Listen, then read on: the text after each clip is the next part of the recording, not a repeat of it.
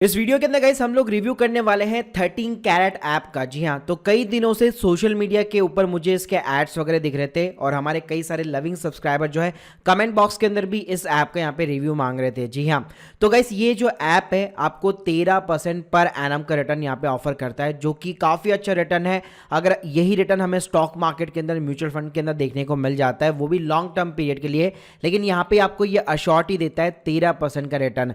तो ये ऐप जो है किस मॉडल के ऊपर क्या काम करता है, क्या इस ऐप के रिस्क है, क्या प्रो है, क्या कौन से, सारी चीज जानने को मिलेगी आपको इस वीडियो के अंदर। कोई भी ये स्पॉन्सर वीडियो यहाँ पे नहीं है। सबसे पहले हम लोग कंपनी की यहाँ पे बात कर लेते तो स्क्वेरल फिनटेक करके कंपनी है। ये 2016 के अंदर स्टार्ट हुई थी। पहले इन्होंने जो है स्टार्टिंग के अंदर जो है म्यूचुअल फंड्स की बेसिकली यहाँ पे ऐप निकाली थी, जिसके अंदर आप म्यूचुअल फंड, एसआईपी वगैरह कर सकते थे।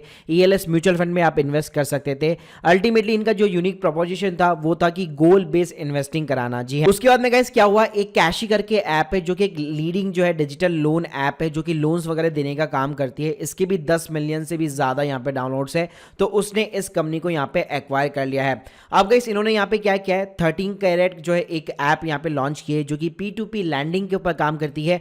इनके पास में खुद के पास में आरबीआई का जो है लाइसेंस नहीं है, इसलिए इन्होंने यहाँ पे पार्टनरशिप कर रखी है दो कंपनियों के साथ में, जिसका नाम है लैंडबॉक्स और रुपी सर्किल। तो जो लैंडबॉक्स है, रुपी सर्किल है, दोनों ही यहाँ पे आरबीआई रजिस्टर P2P जो है पार्टनर्स है इनके। और गाइस ऐसा फर्स्ट टाइम नहीं हुआ है हमारे इंडिया के अंदर, पहले से बहुत सारी ऐप्स है, जैसे भारत पे का 12% क्लब ऐप है, उसने भी इसी तरह की पार्टनरशिप वगैरह कर रखी है। इसके अलावा मोबीविक है, उसने भी जब लॉन्च किया था अपना P2P लैंडिंग इन्वेस्टमेंट, उसने भी यहाँ पे पार्टनरशिप कर रखी थी। और P2P कौन से बेस्ट लैंडिंग प्लेटफॉर्म्स है उनके ऊपर मैं ऑलरेडी एक डेडिकेट वीडियो बना चुका हूँ, इसके लिंक भी मैं आपको डिस्क्रिप्शन बॉक्स के अंदर प्रोवाइड कर दूंगा।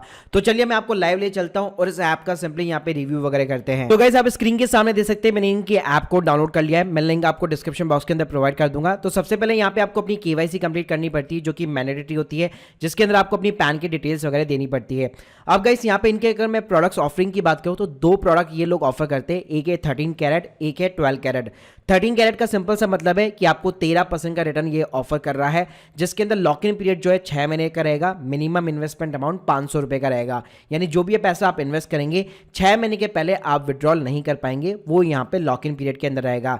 ऐसे गाइस 12% कैरेट करके है, जहाँ पे 12% का रिटर्न है और लॉक इन पीरियड जो है 6 महीने की जगह 3 महीने का पीरियड है, और वही मिनिमम जो इन्वेस्टमेंट साइज है वो 500 रुपए का है। अब देखिए गाइस, ये जो ऐप जो खुद है वो एक तरह से आरबीआई जो है लाइसेंस जो है P2P लैंडिंग जो है रजिस्टर्ड नहीं है, तो इन्होंने पार्टनरशिप कर रखी है। तो इन्होंने यहाँ पे कुछ जो है चीजें लिखी हुई है कि किनको ये पैसा आगे जो है ऑफर करेंगे, यानी एज ए लोन यहाँ पे किनको आगे दिया जाएगा।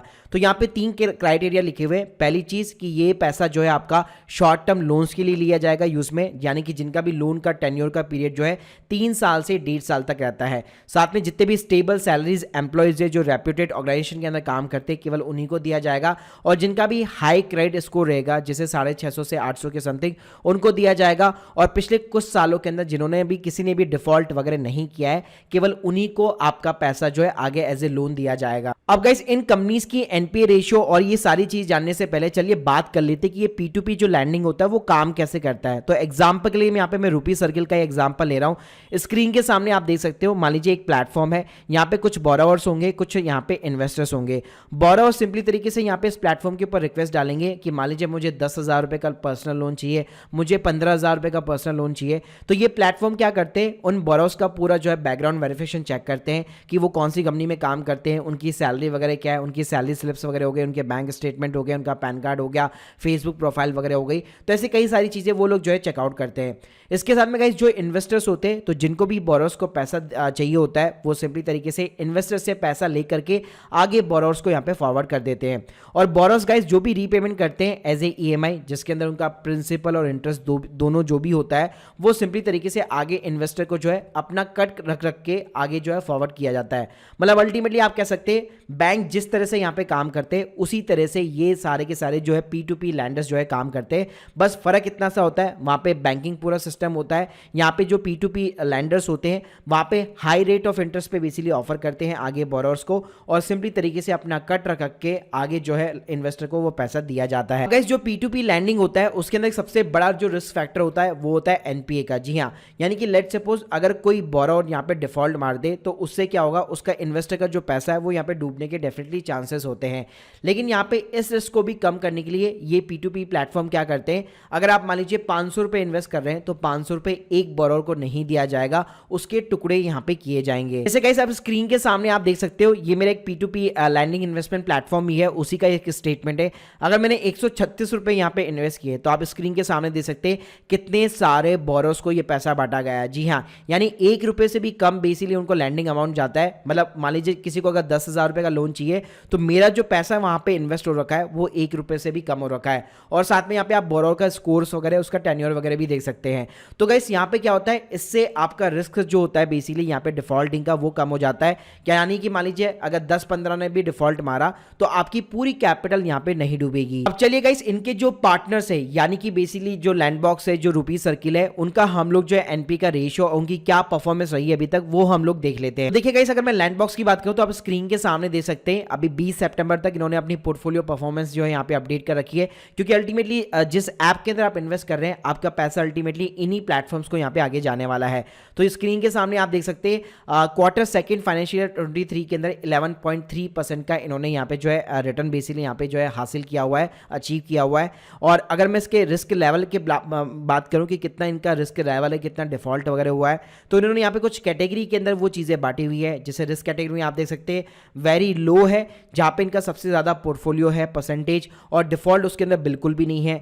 जो लो रिस्क वाली कैटेगरी है उसके अंदर 0.29% का डिफॉल्ट है, मॉडरेट के अंदर 0.71% का है, हाई के अंदर 0.10% का है, और वेरी हाई के अंदर भी कोई डिफॉल्ट नहीं है। और उसी के अकॉर्डिंग उन्होंने अपना पोर्टफोलियो वगैरह बांटा हुआ है। इसी तरह गाइस अगर मैं रुपी सर्किल की बात करूँ तो उनका वैसे तो यहाँ पे इन्होंने डेट्स वगैरह मेंशन की हुई है, लेकिन मैंने जब स्क्रीन के सामने देखा तो उन्होंने अपना कुछ पोर्टफोलियो जो है यहाँ पे लैंडबॉक्स की तरह प्रॉपर तरीके से अपडेट वगैरह नहीं कर रखा है। तो देखिए गाइस अल्टीमेटली अगर मैं P2P लैंडिंग के लिए या फिर 13 कैरेट ऐप के प्रो और कॉन्स की बात करूं तो देखिए प्रो यहाँ पे आपको ये मिल जाता है, अगर आप इन प्लेटफॉर्म के थ्रू डायरेक्टली इन्वेस्ट वगैरह करते हैं तो ये प्लेटफॉर्म कई बार जो है आपसे अकाउंट ओपनिंग फीस वगैरह चार्ज करते हैं, प्लस उनकी एक मैनेजमेंट फीस वगैरह भी रहती है, प्लस वहाँ पे आपको चूज करना पड़ता है कौन से प्लान के साथ में आपको जाना है, प्लस उसके अंदर भी कई सारे प्रो और कॉन्स होते हैं। यहाँ पे आपको फायदा ये मिल जाता है जितने भी मीडिएटर्स प्लेटफॉर्म होते हैं जैसे 13 कैरेट हो गया, मोबिविक हो गया, भारत पे का 12% क्लब वगैरह हो गया, ये आपको ना ज़्यादा सहूलियत प्रोवाइड करते हैं कि कभी भी आप अपना पैसा विड्रॉल कर सकते हैं। कि मान लीजिए 3 महीने का लॉक इन दे दिया, 6 महीने का लॉक इन दे दिया, उसके बाद में आप विड्रॉल कर सकते हैं।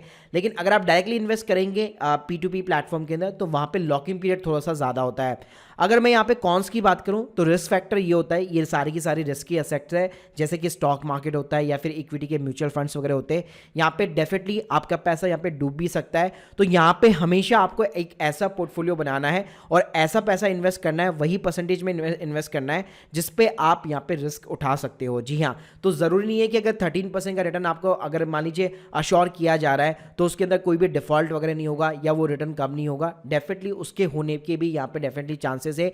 कोई भी प्लेटफॉर्म आपको जो है पेपर के ऊपर ऐसे गारंटी में लिख के नहीं दे सकता कि हमेशा आपको यही रिटर्न यहाँ पे मिलता रहेगा without any kind of the risk. तो गाइस अब आप लोगों को यहाँ पे समझ में आ गया होगा कि P2P जो लैंडिंग प्लेटफॉर्म होते हैं वो काम कैसे करते हैं और इन्होंने किनके साथ में पार्टनरशिप कर रखी है, उनका पोर्टफोलियो का परसेंटेज वगैरह क्या है। तो ये सारी चीजें आप लोगों को अभी तक पता लग गई होगी। So guys hope you like this video. अगर आप लोगों के कोई भी डाउट्स है कमेंट बॉक्स के अंदर जरूर बताइए, और इस ऐप को डाउनलोड करने की लिंक मैंने आप लोगों को ऑलरेडी डिस्क्रिप्शन बॉक्स में ऑफर कर रखी है। Thank you guys, thank you very much.